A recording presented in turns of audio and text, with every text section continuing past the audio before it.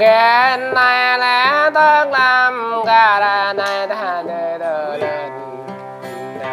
để đỡ lên để ngân này còn đã ra viết là để gạo đã ra bài giờ sợ em ơn và em mừng mẹ và đời tơ lợt giờ đã em ơn và em mừng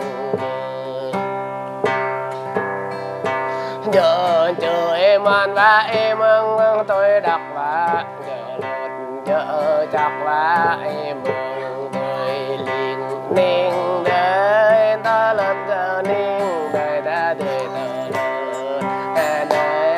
đời tơ lợt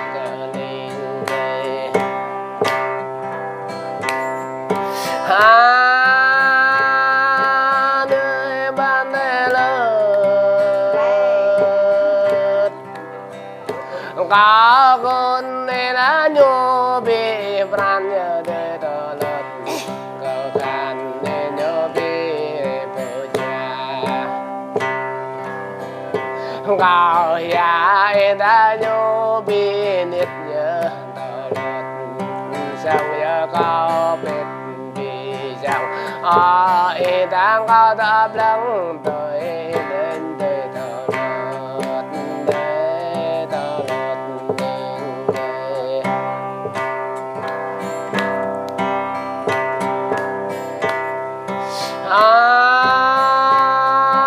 nơi man lợt em con bữa lẽ tóm giang em làm luôn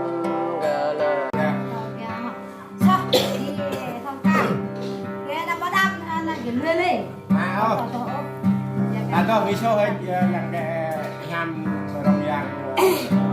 mà gọi là không nghe sạch rất là chặt nhằm nên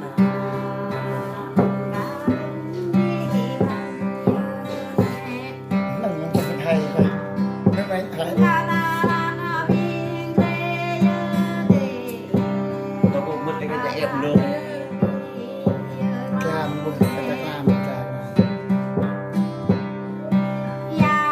rất là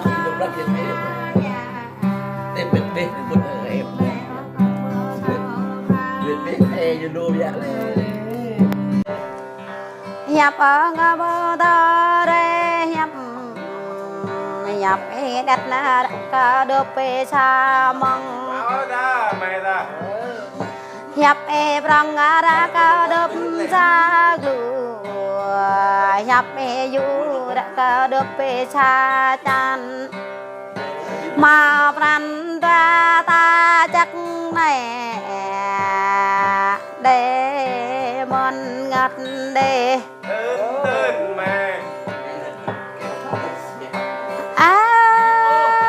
mòn này mòn cả giờ tôi có năm không ở che tóc giang già có năm không ở che pa giang lệ có năm không ở buông bay giang chữ mau có ba bơ mò bơ có dâu bơ bơ hem nè có hem mừng nga hem có mừng nga nè mà yang chữ yang đặt bay cái nơ man bung bay yang đặt ba có nằm chọa ở ta lời toa ta có ta miếng nga ya nè man ninh đây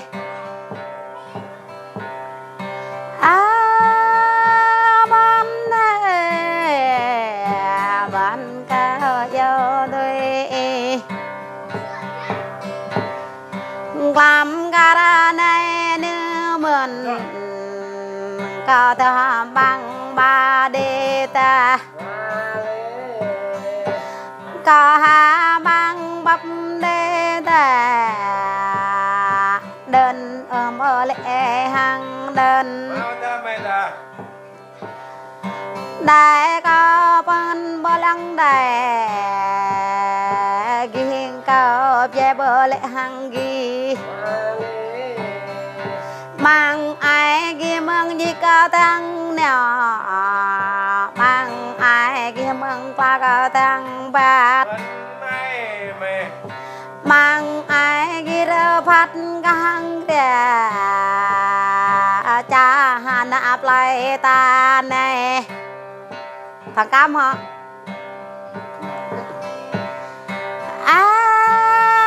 ban này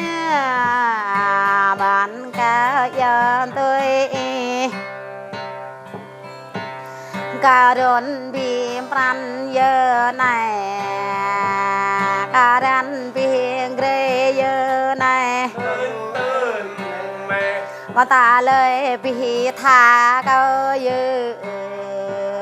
cơ cho bị câu dư sa binh ghê thăng ca sa binh ghê thăng cam bờ nhằm binh ghê lùi về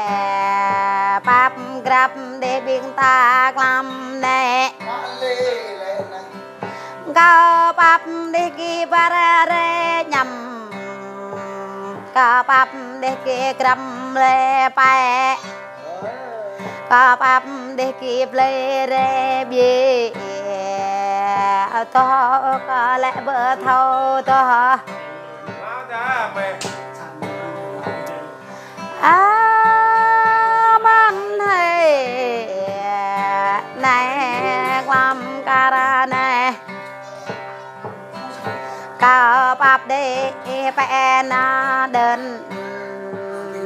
ngàn cả lẽ ra ngàn cao bắp để phân re po yang để cả lẽ ra yang ta lại tua ta ali tua ta ác đời cao vi đê na nè thâu có cánh hăng la nhôn ra để cái thâu và cao vi đê tay ra để thăm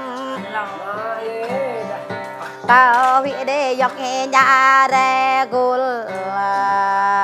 cao nè ra to hai cơm nhá đi Nghe năm sẽ kết nghe người ngôn. bye bye. Đây thì đi 10 người